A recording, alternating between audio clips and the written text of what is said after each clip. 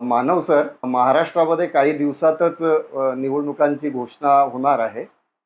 पण त्यापूर्वी महाराष्ट्र शासनाने एक लाडकी बहीण योजना ही लागू केलेली आहे आणि या अंतर्गत अ, महिलांच्या खात्यामध्ये अ, प्रति महिना ₹1,500 असे 2 महिन्यांचे पैसे तर आता ऑलरेडी त्यांनी टाकलेलेच आहे.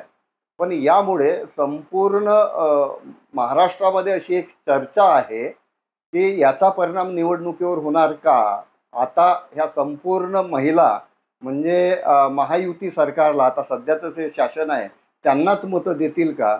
याचा काय परिणाम होऊ शकेल निवडणुकांवर? तर आपलं काय मत आहे? लाडकी बहीण योजना ही निवडणुकीमध्ये अतिशय उत्तम पद्धतीनं यश देते असं राज्यकर्त्यांना वाटतं आहे.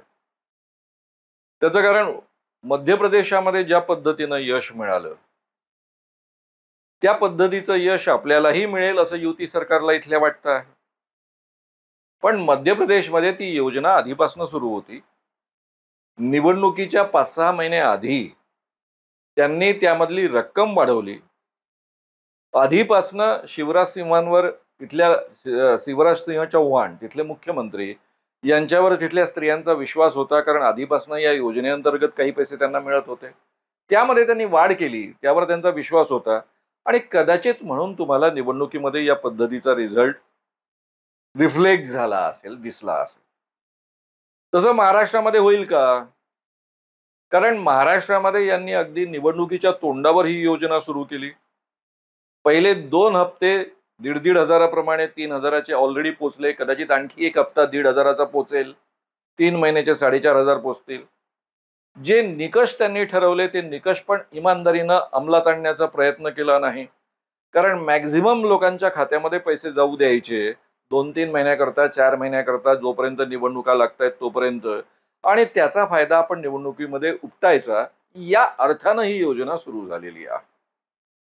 त्यामुळे अनेक राजकीय लोकांना असं वाटतं की ही केवळ निवडणुकीपुरती योजना असल्यामुळं त्याला पाहिजे त्या पद्धतीचा प्रतिसाद मिळणार नाही, पण हे खरं नाही.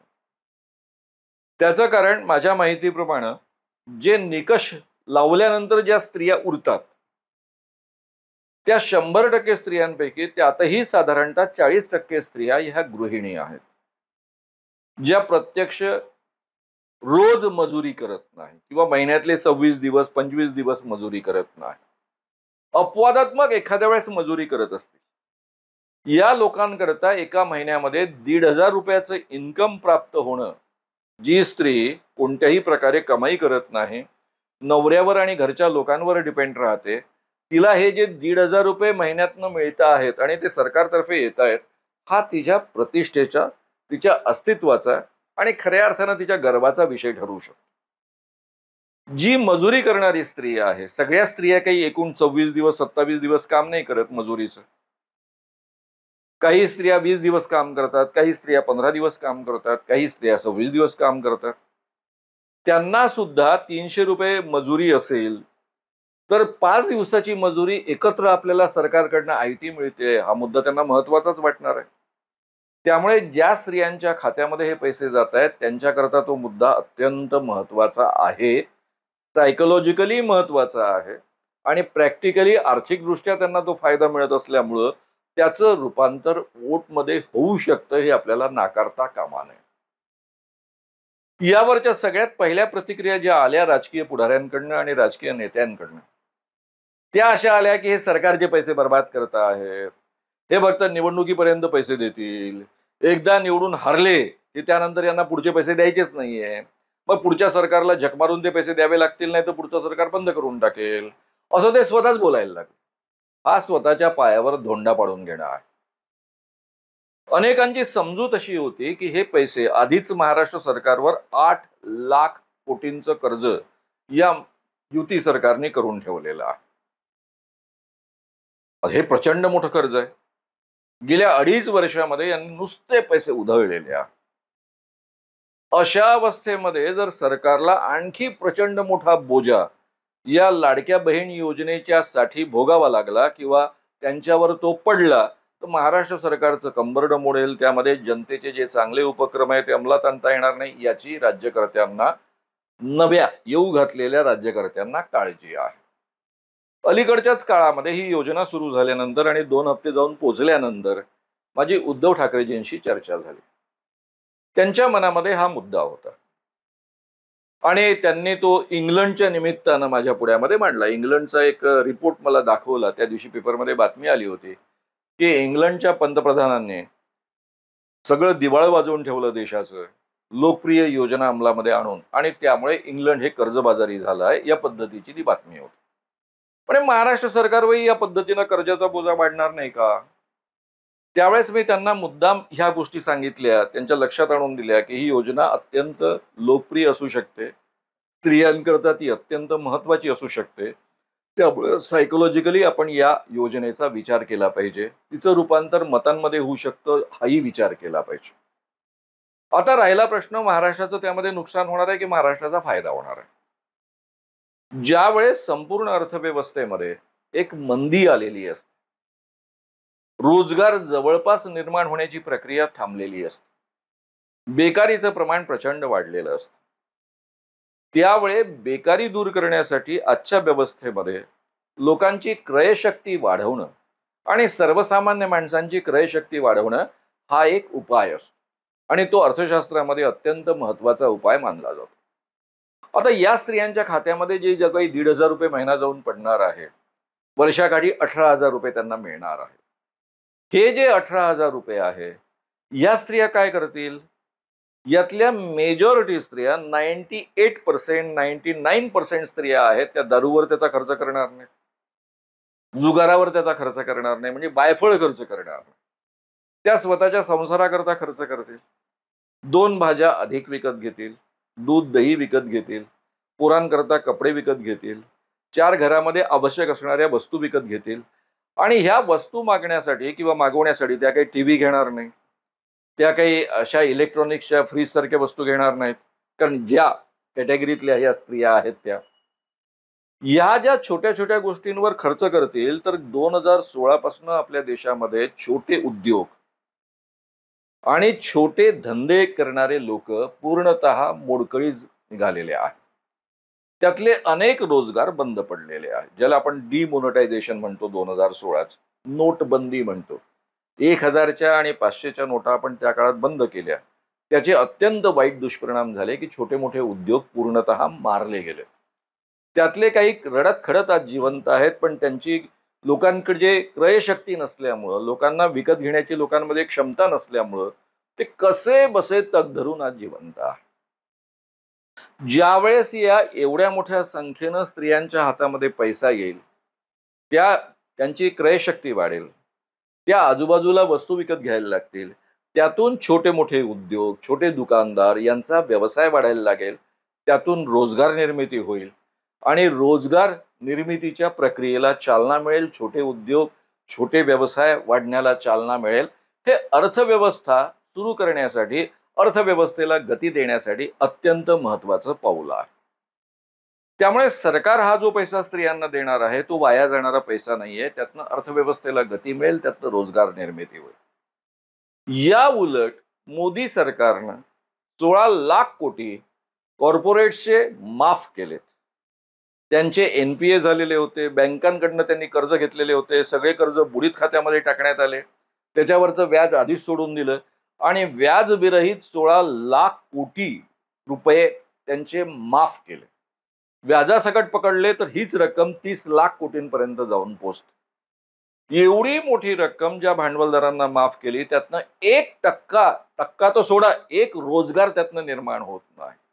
ते संपूर्ण देशामध्ये वेस्ट गेलेली ही रक्कम आहे. त्याचे अत्यंत वाईट दुष्परिणाम देशाला भोगावे लागणार आहेत, कारण बँकांचा हा पैसा शेवटी जनतेचा पैसा आहे, तो सरकारलाच भरून द्यावा लागणार आहे.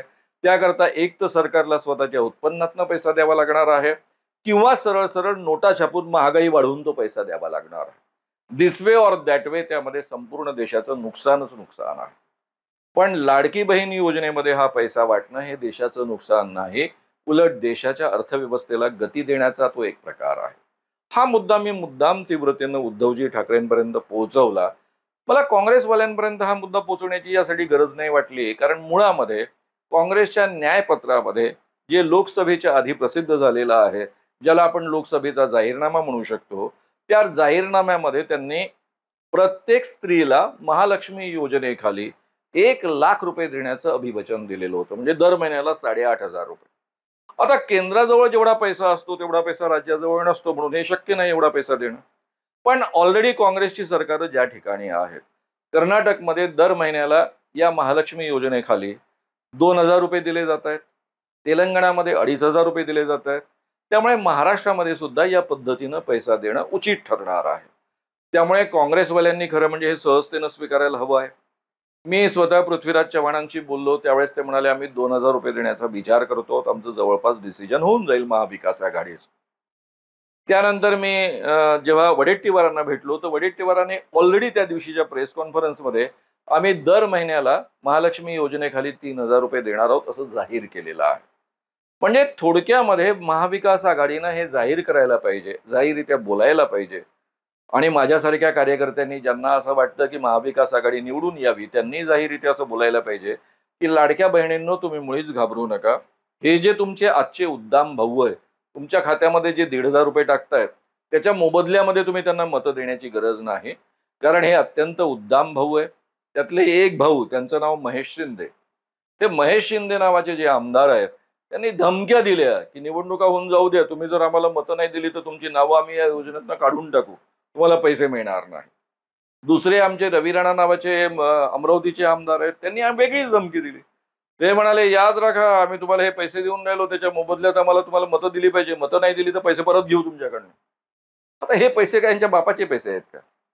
हे पैसे जनतेचे आहेत. सरकारच्या माध्यमातून जनतेलाच ते दिले जात आहेत. यांना काय अधिकार आहे ते पैसे परत मागण्याचा आणि या पद्धतीनं बोलण्याचा? हे जे उद्दाम आणि शेफारलेले माजलेले भाऊ आहेत, यांना हकलून लावलं पाहिजे. आणि सगळ्या महाविकास आघाडीच्या लोकांनी या पद्धतीनं आवाहन केलं पाहिजे की तुम्ही आम्हाला लाडक्याच आहात, वाटल्यास यांच्यापेक्षा आम्हाला अधिक लाडके आहात. हे तुम्हाला 1,500 रुपये देत होते, त्याच्याऐवजी आम्ही जर निवडून आलो तर तुमची योजना कायम राहणार आहे. 1,500च्या ऐवजी आम्ही तुम्हाला 2,000 रुपये किंवा जे काही पुढची रक्कम महाविकास आघाडी ठरवेल ते देणार आहे, असं सांगायला हवं आहे. ही महाराष्ट्र सरकारची फ्री वीज योजना ठरणार नाही. हे फुकट वाटप नाही. अर्थव्यवस्थेला चालना देणारा, गती देणारा अत्यंत महत्वाचा मुद्दा आहे. त्यातनं रोजगार निर्मितीला चालना मिळू शकते आणि त्यामुळं अर्थव्यवस्थेमधला एक आवश्यक भाग आहे. हे जर आपण समजून घेतलं तर एका वेगळ्या दृष्टिकोनातनं लाडकी बहीण योजनेकडे आपल्याला पाहता येतं. मोदी हे फार विचित्र गृहस्थ आहे. मध्य प्रदेशमध्ये लाडकी बहीण योजना, लाडली बहीण योजना ऑलरेडी सुरू आहे. पैसे दिले जात आहेत. हे कर्नाटकामध्ये येतात, तेलंगणामध्ये येतात आणि हे सगळे काँग्रेस लोकांना फुकट वाटतं आहेत. फ्री बीज योजना आहे या पद्धतीनं बोलतात.